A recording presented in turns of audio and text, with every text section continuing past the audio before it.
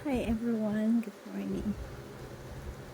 Ang topic natin for today is, nasan nga ba yung justice? Lalo na sa panahon natin ngayon na maraming nagaganap na krimen sa mundo. Pati yung walang kamuang-muang na bata, nire-rape, pinapatay, mga matanda na pinapatay ng walang kalaban-laban. Kaya minsan, or kaya yung mga tao na may sakit sa pag-iisip, sinasaktan, ganun na lang saktan, ganun na lang kung tratuhin. Kaya nga ang tanong, nasan nga ba talaga yung justice sa panahon ngayon? Ano yung hustisya? Pero sa Biblia, sinasabi ng banal na kasulatan, may hustisya ang Diyos. Yung hustisya ng Diyos, kaya hindi kayang takasan ng kahit sino man. So, ang justice is also known as God's righteousness. This is His perfect moral character expressed the action. It means that God always does what is right, fair, and consistent with His holy nature.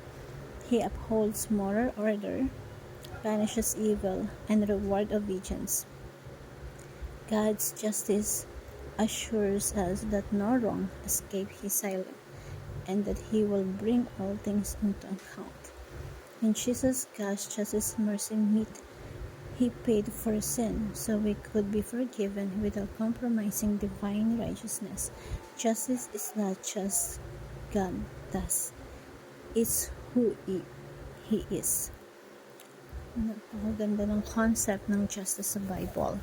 Siguro ito yung pinakamalapit na katotohanan ng concept ng katuruan sa Bible, na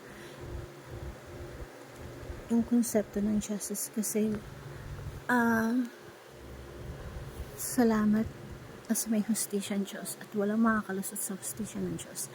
And sabi sa Psalm chapter 18 and verse 14, righteousness and justice are the foundations of your throne. Steadfast love and faithfulness go before you. So Psalm 89:14. Sa Tagalog, ang kaharian mo ay katarungan, sa ligyang matuwid ang pinatunayan, wagas ang ibig at katapatan. So yung kaharian ng Diyos itinayo, nakatindig, at justice and justice. So, ang kaharian ng Diyos makatarungan. And sabi sa Bible, yung kaharian ng Diyos, ito yung namamayagpag dito sa mundo. Sasakupin na yung kaharian ng Diyos, yung mga sasakupin yung lupa. So yung hustisya ng Diyos ang mananaig dito sa mundo. Kaya may pag-asa ang bansang Pilipinas, ang lahat ng mga bansa.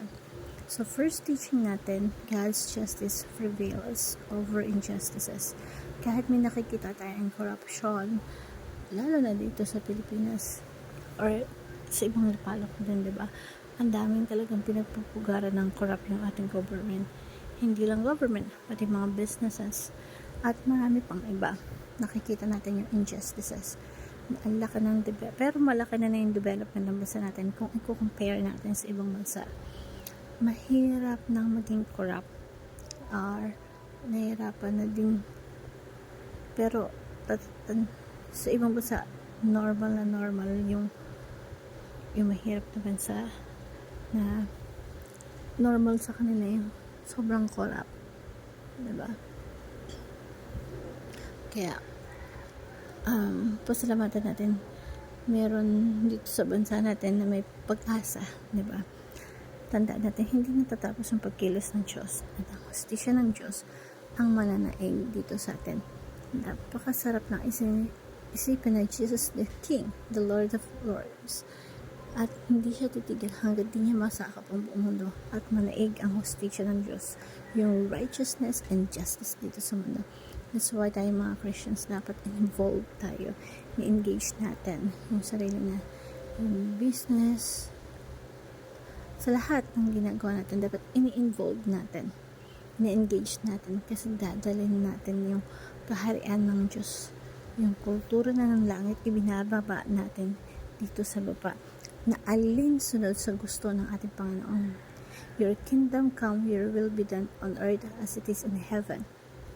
Diba? So, dapat yung pag-ibig dinadala natin sa pamilya natin, sa mga community na kinabibilangan natin. and justice prevails over injustices. Kung kaya ikaw ay ginawa ng masama ng kapwa mo, isipan mo may hustisya ang Diyos. Huwag kang gumanti. Sinasabi sa Bible, huwag kang gumanti sa kaaway mo o sa mga umalipusti sa mga naghamak sa'yo. So, gumawa na masama sa'yo. Kasi yung Diyos ang may hustisya. Ang Diyos ang gagante. Vengeance is mine. Sabi nga niya, diba? So, kung inapi ka, justice belongs to the Lord. Vengeance is for Him, not for us. God's justice punishes the wicked. Merong verses dito, Deuteronomy 3:4, the rock is perfect, for all His ways are justice. Lahat ng kaparaanan ng Diyos, justisya. For all His ways are justice. Mga gawa niya ay walang kapintasan. Mga pasya niya ay pawang katarungan. Siya ay Diyos na tapat at makatuwiran. Nakakatakot lang na kung ikaw ay gumagawa ng masama, meron kang kapangyarihan, nasa posisyon ka, or police officer ka, meron kang hinahawakan na posisyon sa government, pero corrupt ka, marami kang ginagawang kamalian. So, lawyer ka, pero corrupt ka, diba? You are going against God. So, yun ang pinakatakot doon. Nilalabanan mo ang Diyos. At sinasabi na banalang at salatan, God punishes the wicked. Lahat ng masasama pinaparusahan ng Diyos. Hindi man dito sa lupa, pero sa kabilang buhay. Kaya kung malusatan mo dito sa lupa yung hustisya at kaparusahan ng Diyos sa kabilang buhay, meron man kailanman hindi natin malulusatan. And kung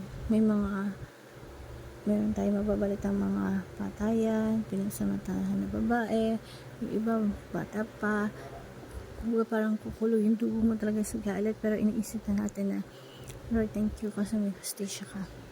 At wala makakalusot sa hustisya mo, and God punishes the wicked. Pangatlo, God's justice passes over those in Christ.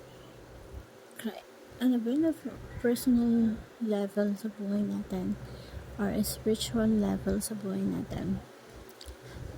Salamat kasi yung sa Panginoon, yung hustisya niya, nilagpasan tayo. Passes over those crises. Hindi lang naman tao ang masama at makasalanan. The way defying yung mga krimen, diba? Lahat tayo kriminal sa harapan ng Diyos. Pag nagalit ka nga sa kapatid mo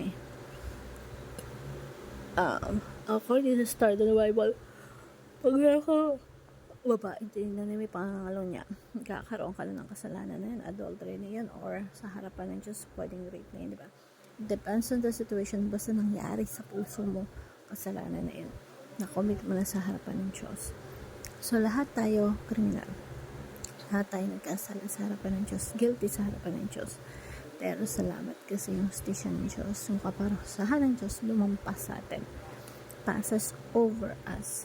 Kasi dahil tayo na kay Kristo Jesus. At napakaganda ng concept ng justice sa Bible na Exodus, yung mga Israelita, inutusan silang pumatay ng, or mag-alay, meron silang kakatay na tupa, diba?